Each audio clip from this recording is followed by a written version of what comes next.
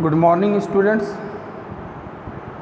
मैं अवनीश कुमार सिंह आज फिर से आप लोगों के सामने कक्षा 11 का आरोह भाग 1 से काव्य खंड का तीसरा चैप्टर रिवीजन में लेकर के उपस्थित हूँ।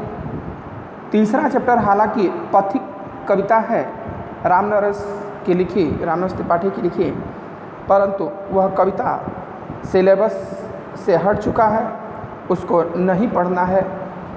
इसलिए तीसरा चैप्टर हम लेकर के आज उपस्थित हुए हैं सुमित्रानंदन पंत की लिखी कविता वे आँखें। सुमित्रानंदन पंत जिनका जन्म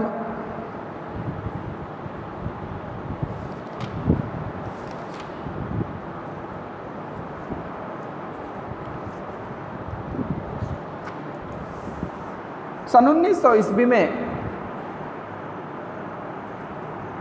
उत्तराखंड के अल्मोड़ा जिले के कौसानी नामक गांव में हुआ था। प्रारंभिक शिक्षा इनकी कौसानी में ही हुआ तथा उच्च शिक्षा बनारस और इलाहाबाद से हुई।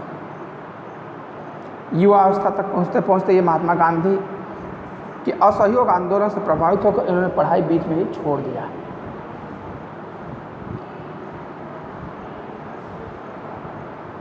उसके बाद से वे स्वतंत्र लेखन करते रहे। साहित्य के प्रति उनके अविस्मरणीय योगदान के लिए उन्हें कई पुरस्कारों से सम्मानित किया गया। इन्हें भारतीय ज्ञानपीठ पुरस्कार, साहित्य अकादमी पुरस्कार, सोवियत नेहरू पुरस्कार इत्यादि पुरस्कारों से सम्मानित किया गया।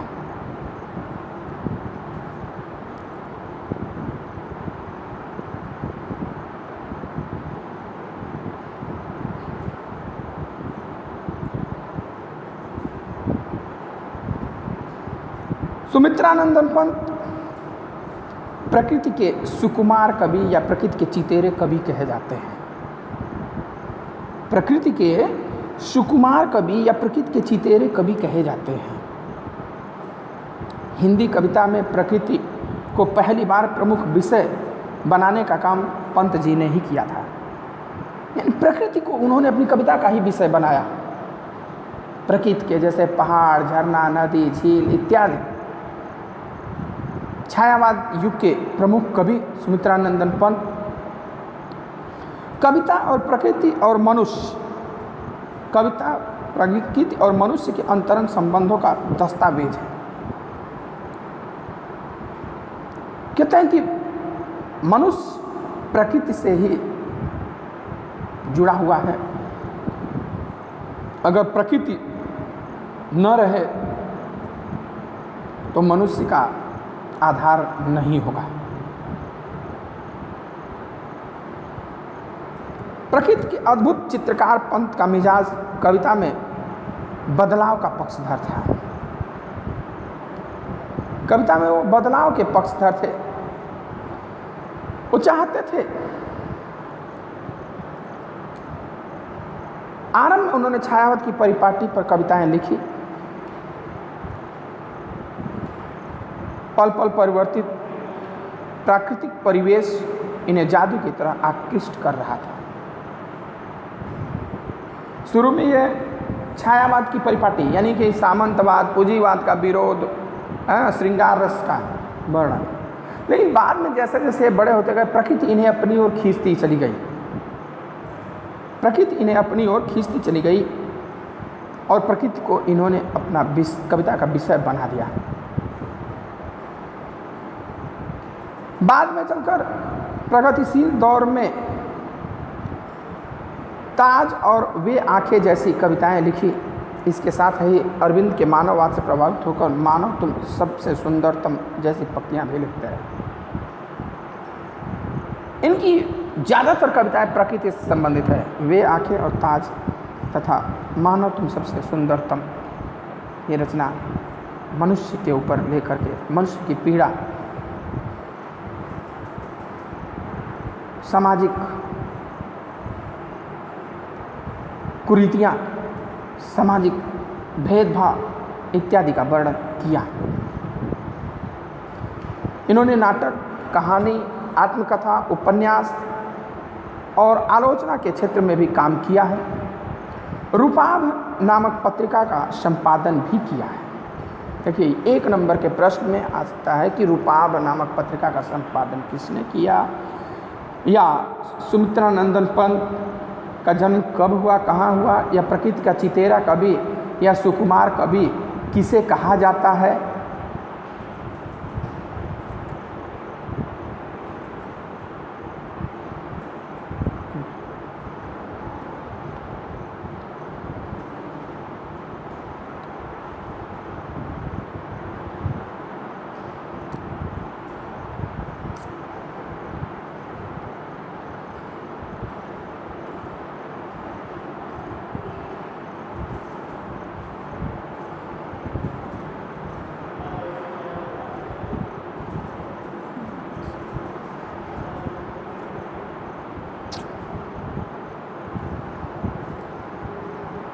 इनकी जो प्रमुख रचनाएं हैं वो हैं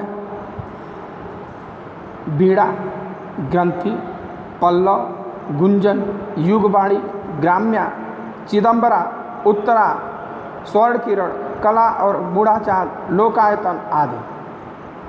रजत रश्मि, ज्योत्सना, शिल्पी इनकी नाटक है तथा हार एक उपन्यास इन्होंने लिखा है।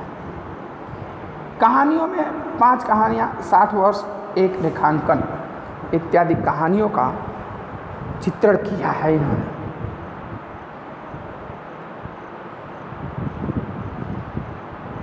यहाँ पर जो इन्होंने कविता लिखा है,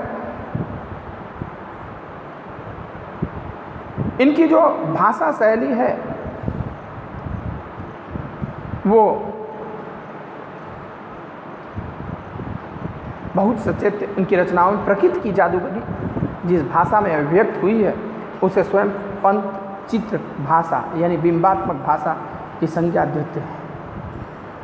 यानी चित्र भाषा, हम लोग तो लिखित भाषा और मौखिक भाषा जानते हैं, इन्होंने चित्र भाषा का एक रूप दिया। इनकी हर एक रचना बिंबों पर आधारित होती थी, दृश्यों पर आधारित होती थी। ब्रज भाषा और खड़ी बोली के विवाद में उन्होंने खड़ी बोली का पक्ष लिया और पल्लव की भूमिका में विस्तार से खड़ी बोली का समर्थन किया। प्रस्तुत कविता वे आंखें प्रगतिशील दौर की है। इसमें विकास की विरोधाभासी अवधारणाओं पर करारा प्रहार किया गया। युग युग से शोषण के शिकार किसान का जीवन कवि को आहत करता है। दुख का बात है कि स्वाधीन भारत में भी किसानों को केंद्र में रखकर व्यवस्था ने निर्णायक हस्तक्षेप नहीं किया। हमेशा प्रकृति तथा समाज की चिंता करने वाले पंत जी का सन 1977 ईस्वी में निधन हो गया। जो ये कविता है इनकी वे आंखें,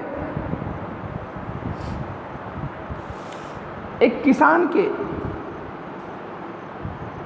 जीवन में कौन कौन सी परेशानियां आती हैं, किसान का जीवन चक्र किस प्रकार चलता है, इसका वर्णन किया गया है।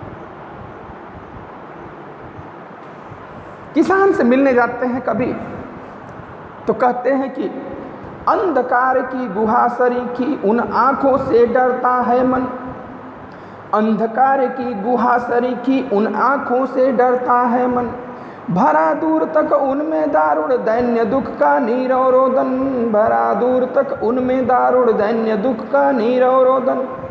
वह स्वाधीन किसान रहा अभिमान भरा आँखों में इसका, छोड़ उसे मझधार आज संसार कगार सदृश वह किसका। वह स्वाधीन किसान रहा अभिमान भरा आँखों में इसका, छोड़ उसे मझधार आज संसार कगार सदृश वह किसका।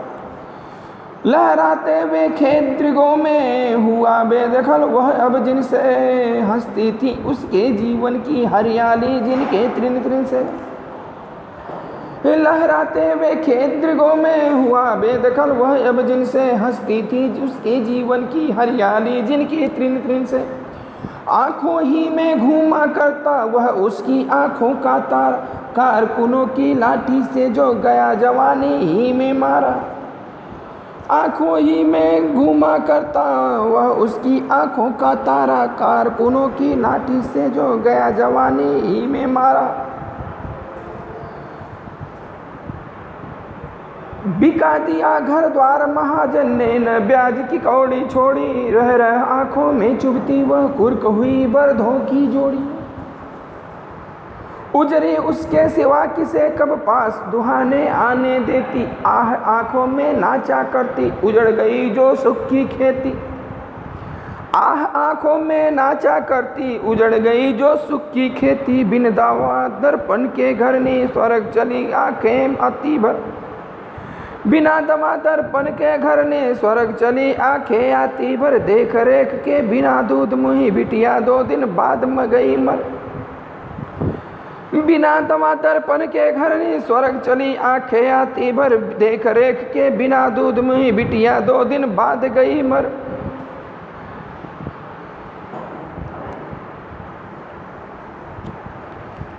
घर में विधवा रही पतो लक्ष्मी थी यद्यपि पतिघातिन।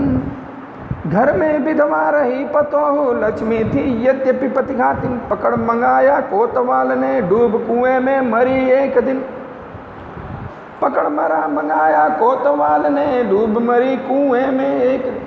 खैर पैर की जूती जोरू नहीं न सही एक दूसरी आती, पर जवान लड़के की सुध कर सांप लौटते फटती छाती।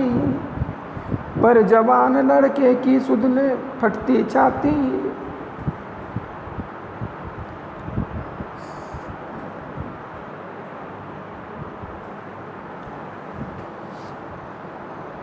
पिछले सुख की स्मृति आंखों में क्षण भर एक चमक है लाती। पिछले सुख की स्मृति आंखों में क्षण भर एक चमक है लाती, तुरंत शून्य में गढ़वह चितवंती की नोक सदृश बन जाती। तुरंत शून्य में गढ़वह चितवंती की नोक सदृश बन जाती। देखिए यहाँ पर कभी किसान के पास जाता है, उसे साक्षात्कार करना चाहता है, उससे मिलना चाहता है, तो उसकी आंखों में आंखें जब डाल करके देखता है तो अंधकार की गुहा सरीखी। गुहा मीन्स गुफा, गुहा मीन्स होता है गुफा। अंधकार की गुहा सरीखी, अंधकार की गुफा सरीखा के उपमा अलंकार यहाँ पे सासी से समानता किया गया है। सरीखी में समान होता है। अंधकार के गुफा अंधकार अंधेरी गुफा के समान। शोषित किसान की गड्ढों में धंसी हुई आंखें अंधेरी गुफा के समान दिखती है, जिनसे मन में अज्ञान भय उत्पन्न होता है। अज्ञात भय उत्पन्न होता है जिसको देखकर उन आंखों से डरता है मन। जब किसान के गड्ढों में धंसी हुई आंखें देखता है किसान कभी, तो उसे एक अज्ञात भय लगता है, डर लगता है उन आंखों से कि भरा दूर तक उनमें दारुण दैन्य दुख का नीरव रोदन।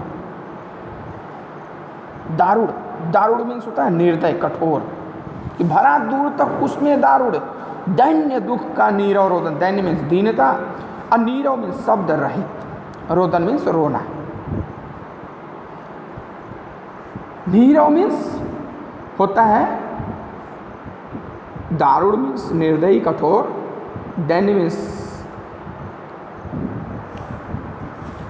दीनता गरीबी दुख जानते ही हैं, और नीरव मीन्स शब्द रहित, रोदन मीन्स रोना। अर्थात जब हम उस किसान की आंखों को देखते हैं तो उसमें वह निर्दयी कठोर बनी हुई आंखें हैं, वह आंखें निर्दयी कठोर बनी हुई है, उसमें बहुत दूर तक कोई कष्टप्रद दैन्यता व दुख का मौन रोदन भरा हुआ है। क्या भरा हुआ है? बहुत दूर तक उसमें दरिद्रता, दीनता व दुख का मौन रुदन, शब्द रहित यानी मौन रुदन करुणा भरा हुआ है। वह स्वाधीन किसान रहा, अभिमान भरा आंखों में इसका, छोड़ उसे मझधार आज संसार कगार सदृश बा किसका।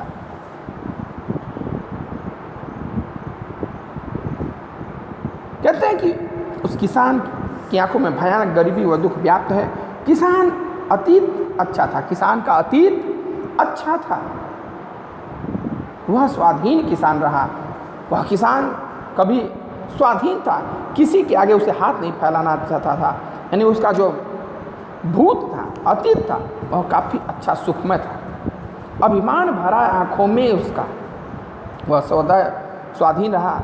उसके पास अपने खेत थे, भरा दूर तक उनमें, छोड़ उसे मझधार आज संसार कगार सदृश बा किसका। उसके पास अपने खेत थे, उसकी आंखों में स्वाभिमान झलकता था, परंतु आज वह अकेला पड़ गया है। संसार ने उसे समस्याओं के बीच में छोड़कर किनारे की तरह बहकर उससे दूर चला गया है। संसार कगार सदृश वह किसका।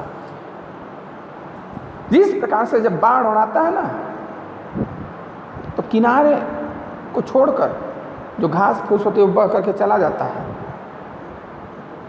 जो आपके साथ रहते हैं वो अभी आपको छोड़ करके चले जाते हैं, आपके अपने भी छोड़ करके चले जाते हैं। कब? जब समय बदलता है, गरीबी आती है, दुख आता है, तो आपके अपने अच्छे अपने आप को छोड़ करके चले जाते हैं। देखिए यहाँ पे संसार कगार सदृश किसका, यहाँ पर भी उपमा अलंकार है। तो इसका जब प्रसंग आप लिखेंगे, आज के लिए इतना ही बता रहे हैं कि इसका जब प्रसंग लिखेंगे तो प्रस्तुत काव्यांश हमारी पाठ्य पुस्तक आरोह भाग 1 में संकलित कविता वे आंखें से लिया गया है, जिसके रचयिता प्रकृति के चितेरे कवि सुमित्रानंदन पंत हैं। इस कविता में कवि ने भारतीय किसान के भयंकर शोषण व दयनीय दशा का वर्णन किया है।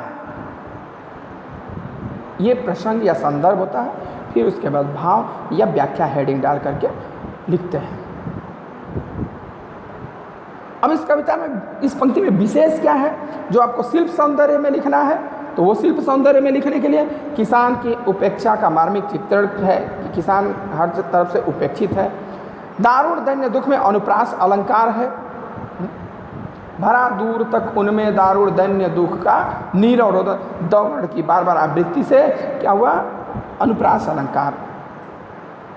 अंधकार की गुहा सरीखी और कगार सदृश में उपमा अलंकार। अंधकार की गुहा सरीखी और कगार, संसार कगार सदृश बखिसका में उपमा अलंकार है। इनकी खड़ी बोली संस्कृत निष्ठतम शब्दों युक्त बोली होती है। भाषा में प्रवाह है, लाक्षणिकता है, लक्षणों के माध्यम से, बिंबों के माध्यम से बताया गया है। तो क्या लिखेंगे? कम से कम एक भाषा, अलंकार, मुक्तक, छंद शैली। छंद शैली कैसी है? मुक्तक है, भाषा में प्रवाह है, गेयता का भाव है, अनुप्रास अलंकार, दारुण दैन्य दुख में अनुप्रास अलंकार, अंधकार की गुहा सरीखी कगार सदृश में उपमा अलंकार है, संस्कृत खड़ी बोली का प्रयोग है और मुक्तक छंद शैली का प्रयोग किया गया है। ठीक है, आज के वीडियो में इतना ही। फिर मैं अगले वीडियो में अगला व्याख्या लेकर के आपके सामने उपस्थित होऊंगा। अगर इस वीडियो में आपको कोई भी समस्या है, कोई परेशानी है, नहीं समझ में आ रहा, तो आप हमसे फ़ोन करके या कमेंट करके पूछ सकते हैं। Phone number 9450460943। अगर वीडियो अच्छा लगे तो लाइक, शेयर और कमेंट जरूर करिए। धन्यवाद।